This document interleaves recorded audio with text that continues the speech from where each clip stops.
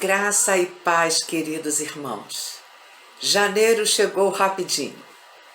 E neste mês de janeiro, a Escola Bíblica Dinâmica continua a todo vapor. Estudando a palavra, conhecendo a palavra, ouvindo ensinamentos de professores dos mais diferentes. E para este mês, nós separamos 5 temas dos mais visualizados durante a nossa EBD. Então, cada dia, cada encontro, teremos um tema, uma reprise, para nós ouvirmos novamente, anotarmos, tirarmos dúvidas que não tiramos da primeira vez. É muito bom, é muito bom. E no Salmo 119 diz assim: Bem-aventurados que brilham caminhos retos e andam na lei do Senhor. Bem-aventurados que guardam os teus testemunhos e o buscam de todo o coração. E não praticam iniquidade, mas andam em seus caminhos. Tu ordenaste os teus mandamentos para que diligentemente os observássemos. Oxalá os meus caminhos fossem dirigidos de maneira a poderem observar os teus estatutos. Então, não ficaria confundido, atentando eu para todos os teus mandamentos. Esse é o nosso objetivo, que o nosso andar, o nosso proceder seja baseado nos mandamentos do Senhor, nos ensinamentos do Senhor. Então, uma boa escola bíblica nesse mês de janeiro, cada domingo uma surpresa. E não se esqueça, inscreva no nosso canal, compartilhe os nossos vídeos, as nossas lives, porque assim todos juntos estaremos contribuindo para que mais e mais pessoas entrem em contato com a palavra de Deus e as suas vidas sejam transformadas. E automaticamente, consequentemente, teremos uma sociedade mais justa, mais bondosa, mais misericordiosa, baseada nos ensinamentos do Senhor Jesus. Boa tarde, bom estudo para todos. Hoje vamos pensar um pouco sobre um período onde ainda não havia o Natal. E o tema da mensagem é A Criança Esperança. Está lá em Isaías capítulos 8 e 9. Então eu convido você a curtir esse vídeo, se inscrever no nosso canal e apertar aí o sininho para receber as notificações e compartilhar com os seus familiares, com seus amigos, para que eles também possam ouvir a respeito dessa criança que traz a esperança.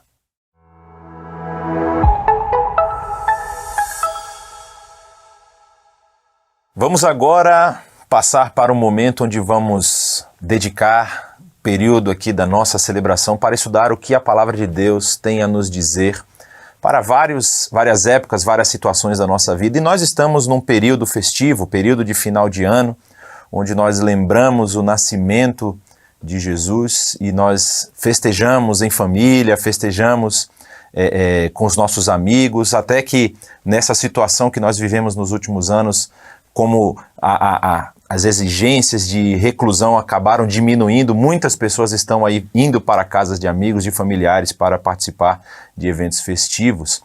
E o que a gente quer falar hoje aqui é justamente sobre esse período, mas de um enfoque um pouco diferente. Nós sabemos que vivemos numa sociedade que entende o período natalino como um período de celebração. Talvez o sentido por trás dessas celebrações não seja exatamente aquele que a própria palavra de Deus nos diz, mas nós sabemos que é um período em que nós vemos as pessoas dizendo que temos que ter mais paz, mais alegria, mais amor uns pelos outros. E aí eu queria levantar um questionamento que talvez não passou na sua cabeça, talvez você está tão acostumado com esse sistema que nós estamos inseridos que você nunca pensou nisso. Como é que era o Natal na época em que não havia o Natal? Como é que era o Natal na época em que ainda não havia o nascimento de Jesus? Ou seja, não existia esse evento. Como que as pessoas poderiam ter esse mesmo sentimento? Como que essas pessoas poderiam ter essa mesma atitude de espalhar amor umas com as outras se não havia um referencial para isso?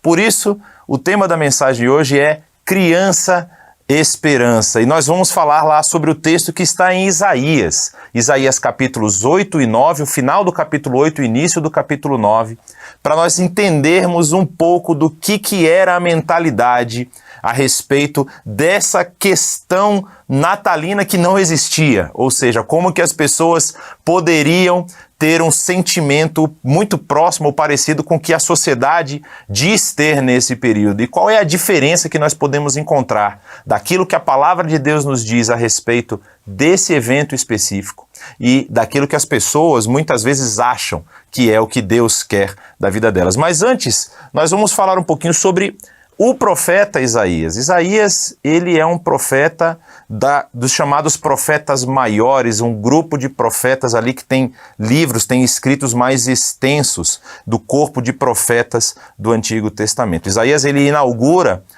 o rolo dos profetas maiores, ele é o primeiro que vem, depois dele vem Jeremias e depois Ezequiel, e Isaías, ele fala durante um período que é um período um tanto quanto extenso, né? O primeiro verso do seu livro, do capítulo 1, verso 1, vai dizer que ele recebeu as visões a respeito de Judá, o reino do sul, e da cidade de Jerusalém, justamente no reino de 4 homens, que eram Uzias, João, Acás e Ezequias, os reis de Judá.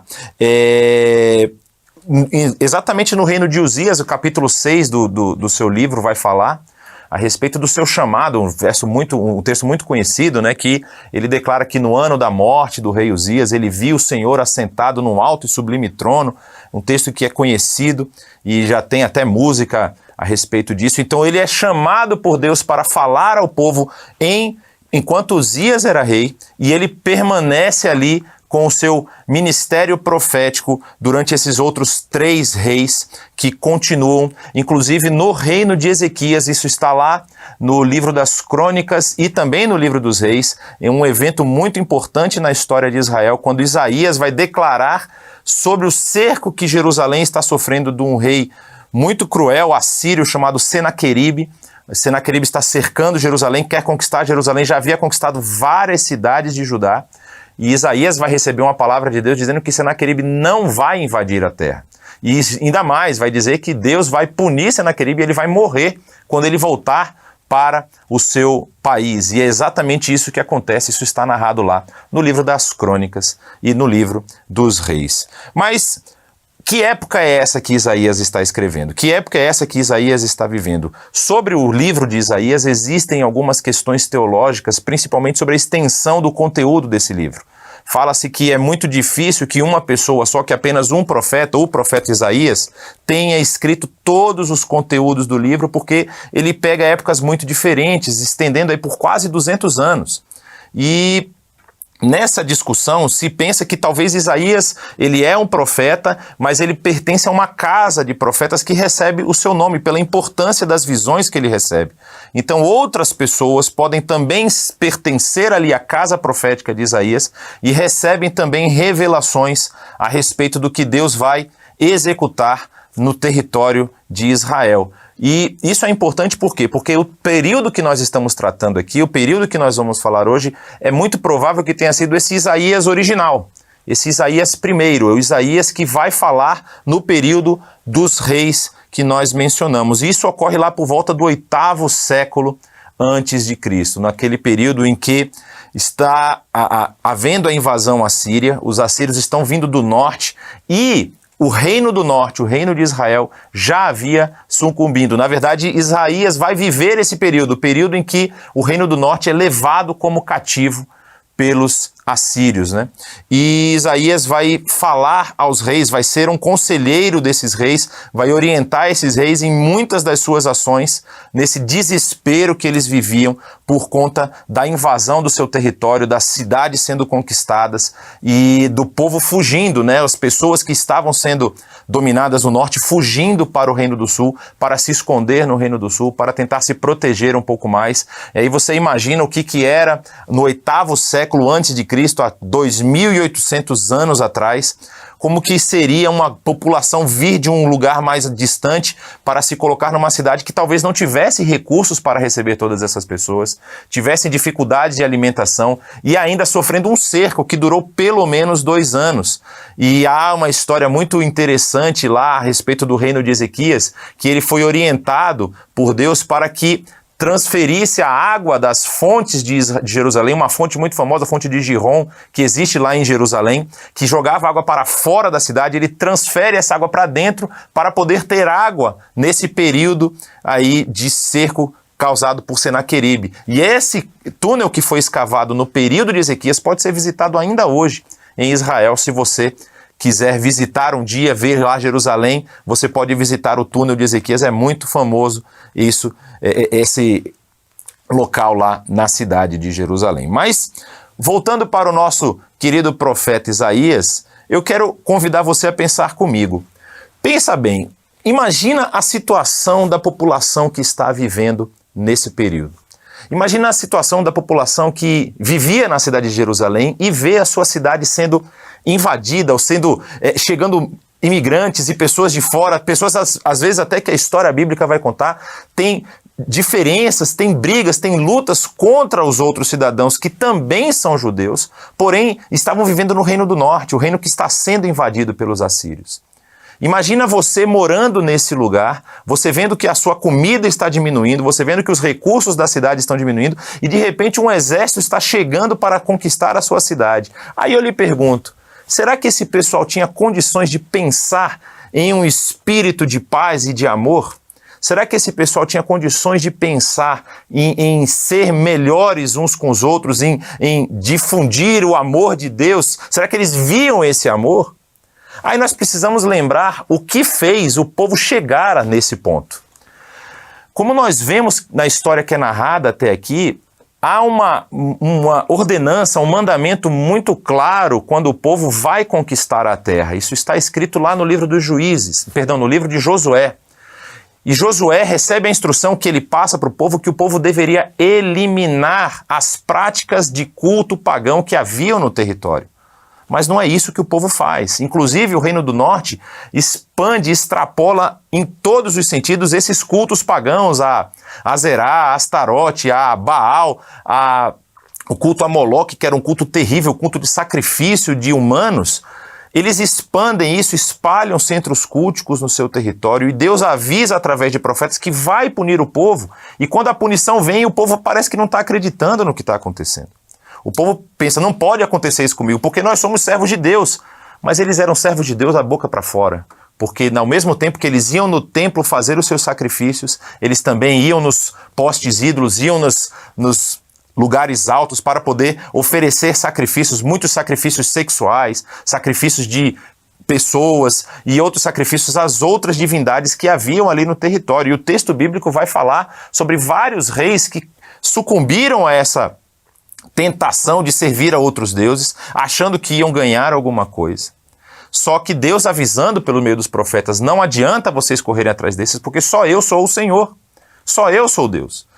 E eles não ouviram a voz dos profetas, e Deus avisou, se vocês continuarem caminhando dessa forma, eu vou trazer punição, e eu vou trazer um acerto de contas com relação a vocês. Então, quando nós vamos aqui para o texto bíblico que nós vamos ler a partir ali do capítulo 8, nós vamos ver justamente esse povo que está meio desesperançoso, esse povo que está assustado, esse povo que imagina que talvez o seu fim está próximo, porque as notícias que chegam das invasões assírias, das cidades, por exemplo, que a Síria invadiu, é que eles dizimam a população. Eles não guardam muitos prisioneiros. Aliás, o exército assírio, pela história, pelo que é conhecido dos murais que foram encontrados, das cartas que foram escritas, dos documentos que são achados da época, era um dos exércitos mais cruéis que existiam. Eles tinham o costume de pegar os seus inimigos e expor eles mortos nas portas das cidades para assustar justamente as pessoas que estavam passando por lá. Eles faziam coisas terríveis, inclusive, se você quiser depois ler o livro de Jonas, o profeta Jonas, a dificuldade muito dele querer ir para Nínive é porque ele era um povo cruel. O povo de Nínive era um povo muito cruel, que era a capital do reino assírio, e eles matavam seus inimigos, matavam profetas, e Jonas fica talvez até com medo e não quer ir para lá, e ele foge do chamado de Deus.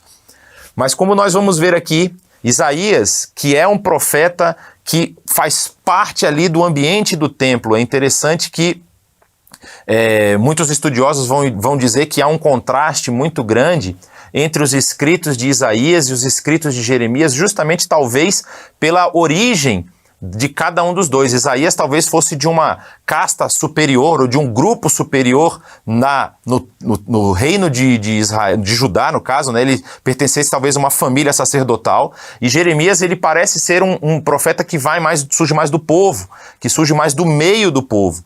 E essa diferença você percebe em como ele escreve as profecias. Os dois anunciam as profecias de Deus e anunciam o juízo de Deus para o povo. Mas Isaías, ele recebe uma visão muito importante e muito valiosa para nós até o dia de hoje. Então, voltando, imagine o povo nessa situação de invasão, das possibilidades de perder o seu território, perder os seus bens, perder a sua própria vida, perder a vida dos seus familiares. E Isaías vai falar justamente com esse povo. Olha o que ele vai nos dizer ali a partir do verso 11 do capítulo 8 do seu grande livro. Leia aqui comigo. Diz o seguinte: o Senhor falou comigo com veemência, advertindo-me a não seguir o caminho desse povo. Ele disse: não chamem conspiração a tudo que esse povo chama conspiração. Não temam aquilo que eles temem, nem se apavorem. O Senhor dos exércitos é que vocês devem temer e que vocês devem considerar santo. É a Ele que vocês devem temer. Dele é que vocês devem ter pavor. Para os dois reinos de Israel, ele será um santuário, mas também uma pedra de tropeço e uma rocha que faz cair. E para os habitantes de Jerusalém, ele será uma armadilha e um laço. Muitos deles tropeçarão, cairão e serão despedaçados, presos no laço e capturados. Imagina você ouvir uma mensagem como essa. Você já está desesperançoso. Você já está com medo da invasão iminente. Você talvez veio de algum território, fez alguma viagem e viu o número do exército assírio chegando próximo à sua cidade. E aí vem o profeta e apresenta uma mensagem que parece que quer matar de vez a esperança do povo. Mas o profeta não faz isso do nada. O profeta não simplesmente está com raiva porque pegaram a comida dele lá no seu armazém e ele ficou com fome e ele falou: agora eu vou falar mal do povo. Não é isso. O profeta está mostrando ao povo qual é o resultado das ações dele. Qual é o resultado dessa vida que eles resolveram ter de mistura, de se misturar com a cultura, se misturar com os ritos que haviam ali na região. E é interessante que nesse trecho que nós lemos a gente pode perceber que ele avisa o povo: olha, vocês estão talvez com medo do exército assírio, vocês estão com medo do que eles podem fazer. Não é eles que vocês têm que temer. Não adianta, como diz o texto aqui, vocês chamarem de conspiração tudo o que esse povo chama de conspiração. Havia ali no meio do povo aqueles que eram do partido dos assírios, vamos dizer. Aqueles que achavam que Israel tinha que fazer uma aliança, no caso o reino de Judá tinha que fazer uma aliança com os assírios para evitar o ataque assírio. Isso já tinha acontecido no reino de Ezequias. Ezequias havia mandado um tributo muito alto, muito pesado para o rei assírio, inclusive tirando parte dos ornamentos do templo, removendo parte dos ornamentos do templo para pagar esse tributo alto. E aí Isaías está falando: vocês não têm que temer esse povo. Vocês não têm que temer esse perigo que vocês acham que vai cair sobre vocês. Vocês têm que temer ao Senhor dos exércitos. É a Ele que vocês têm que temer. Em vez de vocês ficarem nesse joguinho: talvez se eu fizer um sacrifício a mais, talvez se eu fizer uma coisa melhor aqui para Deus, Deus vai ficar feliz e vai me ajudar. Enquanto isso, com as mesmas práticas culticas, com os mesmos problemas que a situação, que a população havia se envolvido nesses anos em que estavam já sendo ali governados pelos reis corruptos, os profetas estão avisando, Isaías está avisando: vocês têm que parar de ficar fazendo esse negócio de jogar em dois times, de jogar em dois lados. Ou vocês temem ao Senhor, ou vocês têm consciência de quem é o Senhor dos exércitos e vocês passam a servi-lo de todo o coração. Ou não adianta vocês ficarem com medo, porque vai chegar o pagamento, vai chegar a punição. E olha como ele continua dizendo, Deus, esse Deus, pois o Senhor, como ele diz aqui, a partir do verso 13, ele será para os dois reinos de Israel, tanto o reino do norte, que já não existia, que já tinha sucumbido, talvez nessa época aqui que Isaías escreve ainda não tinha caído, mas estava na iminência de cair. Para esses dois reinos de Israel, ele será um santuário, ele será o local onde Israel e Judá vão encontrar o seu refúgio, onde Israel e Judá vão poder servi-lo com coração grato, com coração alegre. Porém, ele também será, como diz aqui no próprio verso 14, uma pedra de tropeço e uma rocha que faz cair. Porque aquelas pessoas que estavam vivendo esse tipo de vida dúbia, essa vida dupla, de servir ao Senhor quando dava, de servir às outras entidades, aos outros deuses que eles acharam ali, achando que isso ia dar tudo bem, ele faria com que essas pessoas tropeçassem e caíssem. Ele continua dizendo, para os habitantes de Jerusalém especificamente, serão armadilha e um laço, já anunciando a queda iminente de Jerusalém que viria com a conquista babilônica, porque o povo não havia se arrependido. E aqui do que nós estamos falando? Do que nós estamos falando? Quando se fala assim, que eles serviam outros deuses, o que era isso? Havia os cultos de prática sexual. Havia os cultos de sacrifício humano. Havia um vale na região sul da cidade de Jerusalém, chamado Vale dos Filhos de Inom, onde os arqueólogos encontraram resquícios de estatuetas do deus Moloque. E esse era o deus talvez mais terrível ali da região, porque o culto a Moloque era feito com sacrifício muitas vezes de crianças. Crianças eram colocadas numa estátua que era aquecida abundantemente, com muita lenha, até que essa estátua ficasse flamejante, vermelha, uma estátua de ferro vermelha de tão quente que estava, e as crianças eram depositadas ali em cima da estátua para serem oferecidas, e elas eram consumidas pela estátua, pelo fogo que estava ali. Então essas práticas terríveis estavam acontecendo no meio do povo. E o profeta está dizendo, vocês precisam voltar os seus olhos para Deus. Olha como ele diz aqui, a partir do verso 16, guardem o mandamento com cuidado e cele a lei entre os meus discípulos. E aí o profeta fala da esperança dele. Eu esperarei pelo Senhor, que está escondendo o seu rosto da descendência de Jacó. Nele porei a minha esperança. O profeta já está anunciando, olha, não adianta eu confiar nas alianças que podem ser feitas, não adianta eu confiar de que esses outros deuses vão me salvar. A minha esperança está no Deus, que é interessante, ele até fala, está escondendo o seu rosto de Jacó. E esse esconder o rosto aqui não é simplesmente Deus não quer mais nada com Jacó, Deus quer que Jacó seja eliminado. Não, ele esconde o seu rosto para que Jacó procure-o, para que Jacó relembre das alianças, para que o povo de Israel, o povo de Judá, relembre das alianças e das promessas do Senhor e abandone essas práticas ruins. E muitas vezes nós estamos vivendo numa sociedade tão avançada, com tantos privilégios, com tantas coisas, e nós começamos a colocar o nosso serviço a Deus de lado.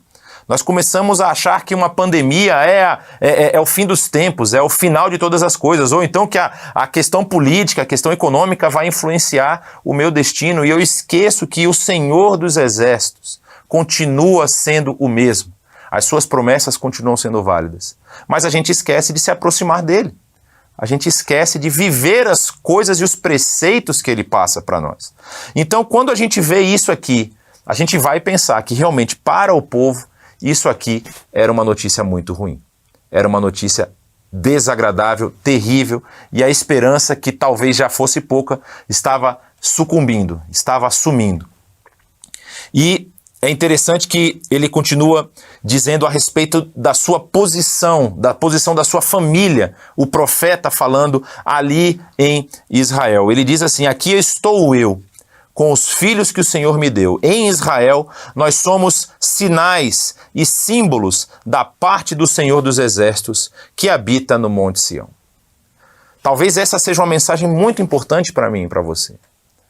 Porque nós precisamos viver de acordo com os preceitos de Deus. Nós precisamos conhecer os preceitos de Deus, nós precisamos aplicá-los à nossa vida, à nossa família, não apenas para nós estarmos bem com Ele, não apenas para nós estarmos em sintonia, em harmonia com a sua vontade, mas, principalmente, nós precisamos estar de acordo com isso, e nós precisamos viver de acordo com a sua palavra, porque nós seremos esses sinais e esses símbolos da parte do Senhor dos Exércitos no local onde nós estivermos.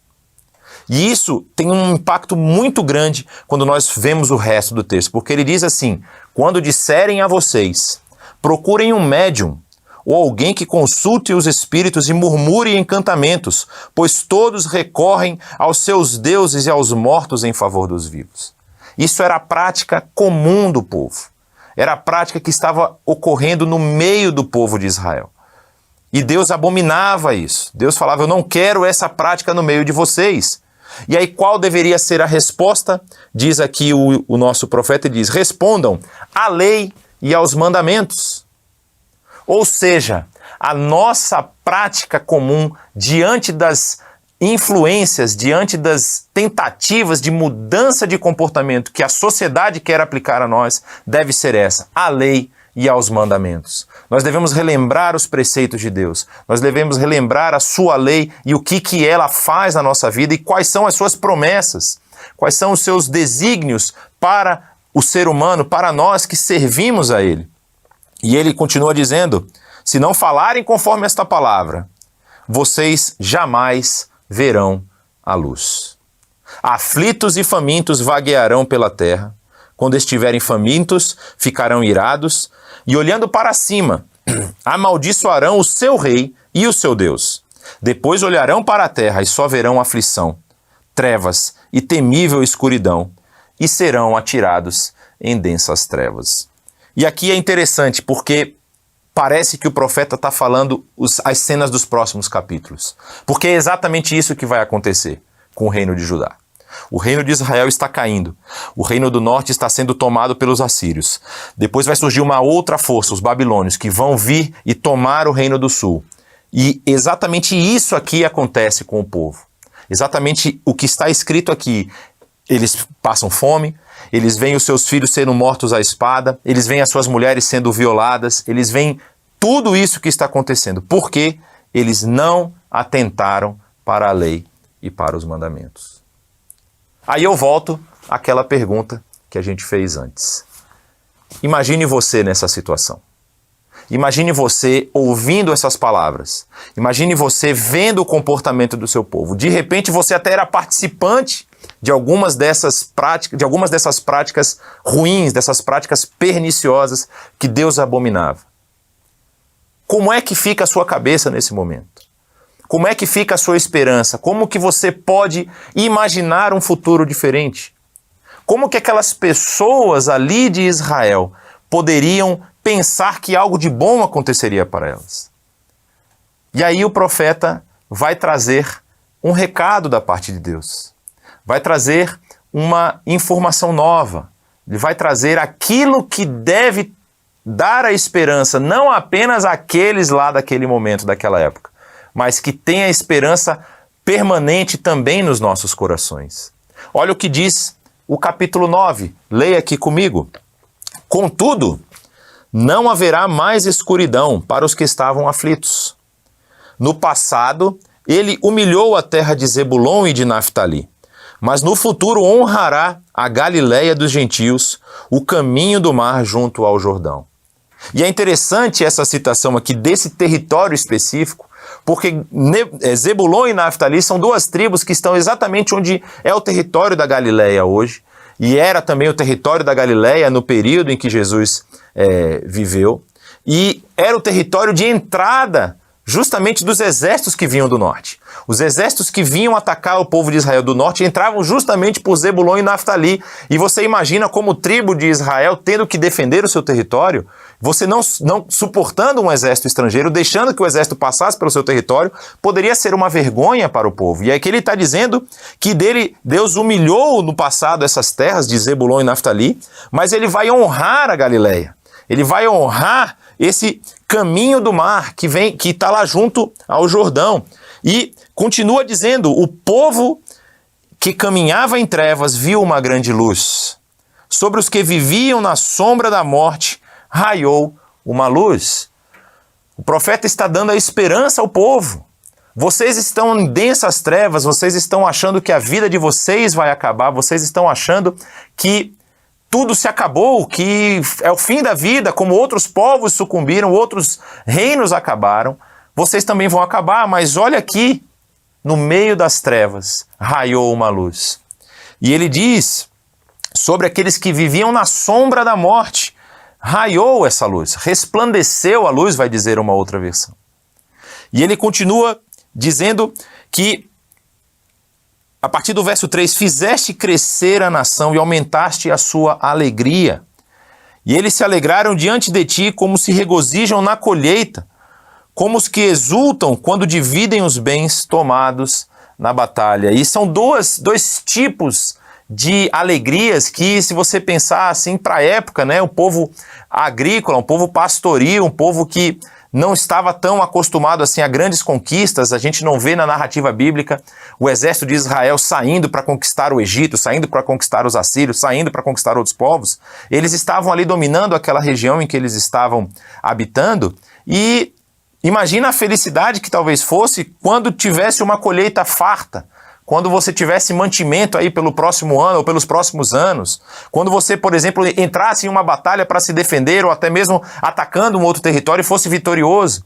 E ele conta que essas vitórias, essa alegria aqui, ela não vai comparar-se com a alegria que eles vão receber, de acordo com o que o texto diz. Olha só, a partir do verso 4 ele diz, pois tu destruíste o jugo que os oprimia, a canga que estava sobre os seus ombros, e a vara do castigo do seu opressor, como no dia da derrota de Midian. E continua falando, pois toda a bota de guerreiro usada em combate e toda a veste envolvida em sangue serão queimadas como lenha no fogo. Ou seja, nós vamos ver que não vai haver mais lutas. Toda a roupa de combate, tudo aquilo que foi usado em combate e sangue vai ser queimado. Nesse momento em que a vitória final do Senhor chegar, não vai ter mais disputa, não vai ter mais guerra uns com os outros. E essa alegria que você tem quando o jugo é destruído, quando a canga que está sobre os ombros é removida. Não sei se você já teve a oportunidade de ir numa fazenda onde você tem burros, onde você tem cavalos. Você perceba a felicidade dos animais quando você retira essas coisas deles, quando você retira uma canga dos bois, quando você retira uma sela de um cavalo e solta o cavalo no campo, você perceba a alegria, talvez você já tenha percebido a alegria que eles sentem quando eles estão soltos. E ele está falando aqui que esse jugo que está agindo sobre Israel vai ser removido. Esse jugo que está sobre o povo vai ser retirado. E não vai mais ter necessidade de você ter armamentos, de você ter equipamentos de guerra. Você vai poder queimar os equipamentos de guerra. Aquelas marcas das batalhas, aqueles equipamentos que estão manchados, que estão com marcas de luta, que estão com sangue, vão ser queimados no fogo. Tudo isso vai acontecer. Por quê? Porque um menino nos nasceu, um filho nos foi dado, e o governo está sobre os seus ombros. E o seu nome, e ele será chamado Maravilhoso Conselheiro, Deus Poderoso, Pai Eterno e Príncipe da Paz.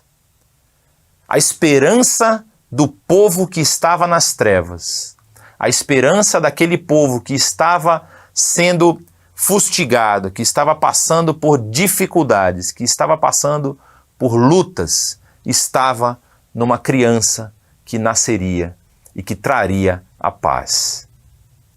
E é interessante nós pararmos um pouco aqui e avaliarmos e entendermos o que está sendo colocado aqui. Essa criança que possui 4 títulos, 4 nomes, vamos dizer assim. Ela é chamada de Maravilhoso Conselheiro, de Deus Poderoso, de Pai Eterno e Príncipe da Paz.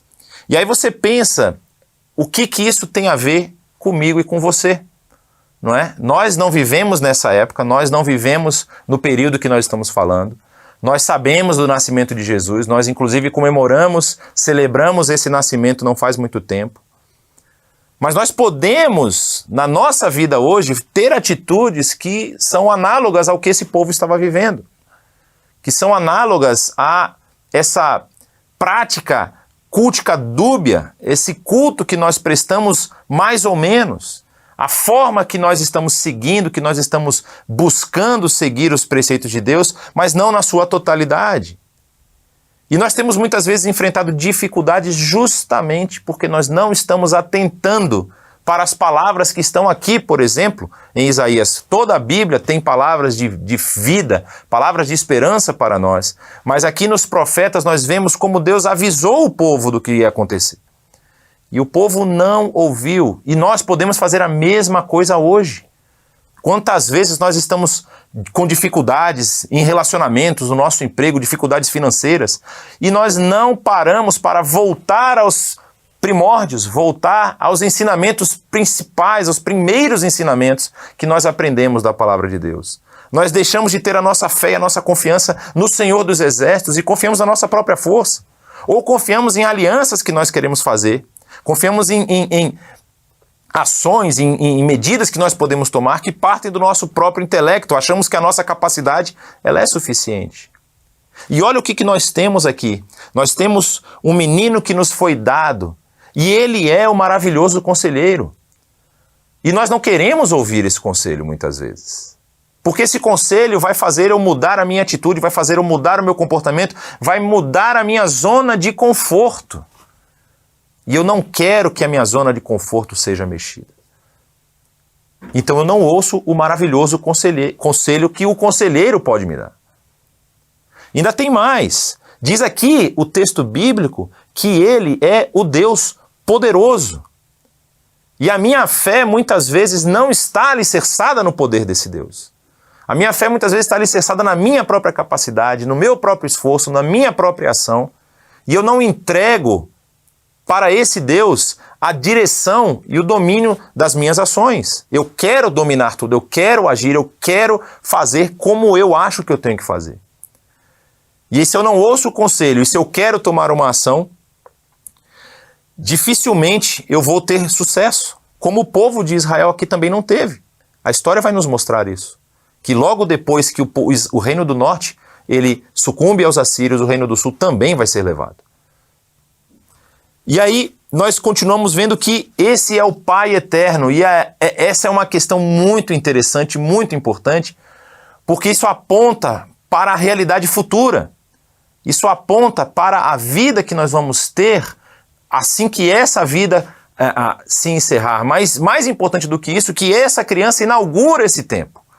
A partir do momento em que nós temos acesso a essa graça, a essa dádiva, através do sacrifício dessa criança, que é narrado nos evangelhos, nós também podemos fazer parte dessa eternidade com esse Pai que nos ama, com esse Pai que quer o nosso bem. Então, a nossa perspectiva de ação, de planejamento, precisa ser outra. Engraçado que há pouco tempo eu ouvi uma palavra muito importante para nós. O nosso período de vida aqui é muito curto. É muito curto. Tem uma frase famosa que surgiu aí nas redes sociais falando sobre a questão do uso do cartão de crédito. Eu achei muito interessante, né? Que diz que o cartão de crédito é um dinheiro que você não tem para comprar coisas que você não precisa para impressionar pessoas que você não conhece. Ou seja, a gente passa muito tempo achando que tem que ter um papel, uma relevância que é aceita pela sociedade aqui como se fosse algo válido, mas não pensamos nas coisas eternas, nas coisas que vão perdurar para sempre, nas ações que vão impactar não apenas as pessoas nessa vida, mas na vida futura. E nós ficamos presos, arraigados naquelas coisas que nós possuímos, nas coisas que nós podemos fazer, e não temos o nosso foco nessa eternidade. E esse bebê, essa criança, nos aponta para essa eternidade. E termina dizendo que ele é o príncipe da paz. E aí você pode até pensar comigo, não, tudo bem, na vida futura, lá na frente, nós vamos ter paz. A Bíblia diz que quando a gente morrer, a gente vai para um reino de paz, que não vai ter mais conflito, não vai ter nada. Mas como é que eu posso ter paz hoje? É interessante que o apóstolo Paulo tem um trecho da sua carta aos Filipenses que ele fala sobre isso. que nós nos deixamos dominar pelas nossas ansiedades e pelos nossos medos. Mas se nós tivermos a prática de colocar esses medos e essas ansiedades aos pés dessa criança, uma paz que excede todo o entendimento vai guardar o nosso coração. E nós não fazemos isso. Por isso que o profeta está falando, a lei e aos mandamentos. E eu falo mais, a lei, aos mandamentos e aos ensinamentos dessa criança. Vamos voltar os nossos olhos para o que a Bíblia tem a nos dizer, para que a nossa vida possa ser baseada não na nossa força, não no ser dominada pelo nosso medo, mas que nós possamos caminhar de acordo com os preceitos e de acordo com aquilo que Deus tem para nós. E ele continua o texto falando o seguinte, ele estenderá o seu domínio e haverá paz sem fim, e sobre o trono de Davi e sobre o seu reino, estabelecido e mantido com justiça e retidão, desde agora e para sempre. Talvez você não consiga enxergar isso tão bem agora, talvez você está vivendo um pedaço, uma porção da sua vida muito conturbada. Mas você precisa depositar a sua fé nisso aqui. Você precisa depositar a sua esperança. Assim como aquele povo que não tinha Natal. Aquele povo que não podia comemorar o Natal, porque não havia Natal naquela época. Tinha que depositar a esperança nessa palavra. Naquilo que Deus prometera para eles. E nós que já recebemos isso. Nós que já sabemos dessa dádiva maravilhosa e que Deus entregou através do seu Filho Cristo Jesus. Nós precisamos nos apegar a essa esperança. E é interessante que a última frase desse trecho diz o seguinte, o zelo do Senhor dos Exércitos fará isso. Ou seja, isso não é algo que a gente pode barganhar. Isso não é algo que espera uma resposta da nossa parte. Isso é algo que é garantido pelo próprio Deus. E assim como ele havia prometido para o povo na época, ele executou com o nascimento dessa criança maravilhosa, a criança esperança. Então, meu desejo para você, aqui nesse ano que se encerra, um ano muito difícil, um ano onde nós enfrentamos muitas lutas, é o segundo ano que nós enfrentamos esse cenário de pandemia mundial. Talvez você tenha passado por dificuldades, talvez você tenha perdido pessoas, talvez você tenha perdido emprego, talvez você tenha enfrentado situações emocionais difíceis. O meu desejo é que você volte os seus olhos para essa esperança. Que você possa relembrar os preceitos, os mandamentos de Deus, os mandamentos que são para vida, que são para transformação de pessoas, que são para transformação de atitudes. Que esse sentimento natalino que a gente ouve muito falar, ele seja um sentimento real, não apenas porque eu quero ser uma pessoa melhor ou porque eu acho que eu fui uma pessoa boa e mereço alguma recompensa, mas porque Deus nos deu o maior presente de todos. Nos deu seu próprio Filho, uma criança que tem um conselho maravilhoso, que é um Deus poderoso, um Deus forte, que nos aponta para essa eternidade que nós todos vamos viver e que trará a paz que vai perdurar para todo sempre. Que o Senhor abençoe a sua vida, que você possa nesse ano que vai iniciar daqui a pouco, voltar os seus olhos para Deus, voltar os seus olhos para o seu Filho Jesus Cristo, que você possa aplicar os seus ensinamentos na sua vida, para que essas realidades sejam também realidade na sua vida. Que Deus o abençoe.